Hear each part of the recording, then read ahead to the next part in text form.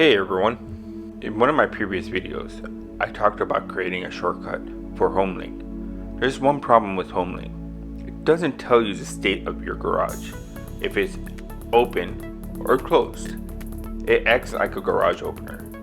And since my garage is detached, I have to go outside, walk down our common sidewalk, and enter our garage door to check to see if the garage is open or closed. The other problem with HomeLink is that now it's an aftermarket add-on for Teslas. You cannot add it to your order page. So that means you had to create a service request, wait for them to ship HomeLink to your home, and then either head to a service center or wait for a mobile tech to come over to your home and install it for you. It's also $300. So with that said, what if you wanted something different? What if you have multiple cars? Do you want to spend more than $300 on a fancy garage opener? That's where I started searching for a different alternative. For me, I landed on the Chamberlain MyQ garage hub. You can find it for $30 on Amazon, and it's that simple to install. It works with a variety of garage motors, such as Chamberlain, Liftmaster, Craftsman, etc. There are two parts to MyQ. One is the door sensor, and the other is the Wi-Fi hub. So the MyQ comes with two pieces. The first piece right here, this is your door sensor. This needs to go on your door. So typically they say top right or top left. I have mine slightly down here. I probably should have put it right here instead. But it hasn't caused me any issues. But basically it's just a double-sided tape that's here. It's a Velcro double-sided tape.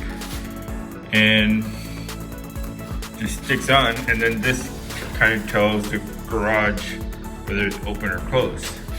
You won't be able to see clearly, but it does say top right here, and you should be able to read MyQ right there. So that's how you know if you installed that correctly.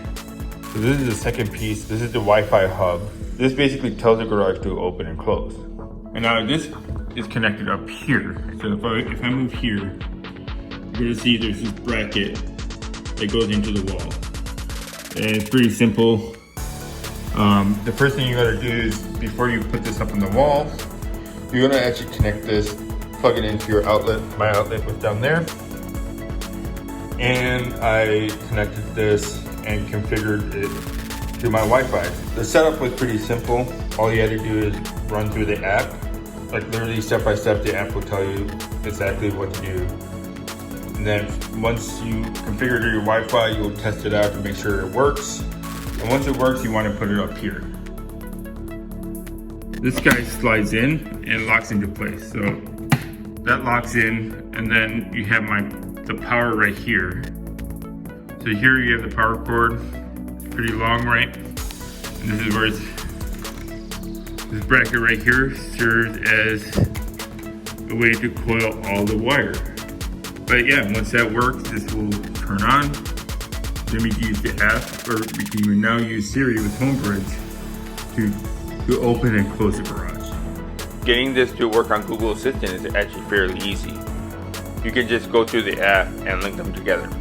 As far as HomeKit, well, Liftmaster did not make that easy. There's two ways to get it working. One is to buy a separate device called the MyQ Homebridge. This is an Apple certified HomeKit device, which will run you about $70. For me, the ability to add HomeKit shouldn't cost more than the device I'm actually using to open the garage. The other option is to configure the plugin on your existing HomeBridge server, which I talked about in the last video. For me, I opted to use a HomeBridge server that I demoed previously. You'll want to install the MyQ plugin and enter your credentials and restart HomeBridge.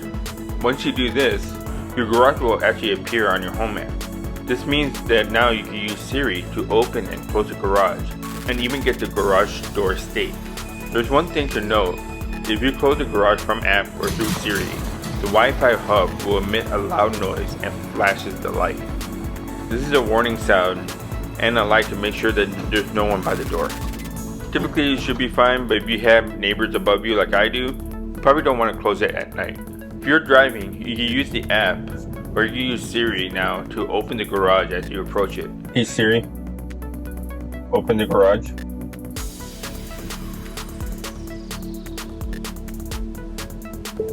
garage door.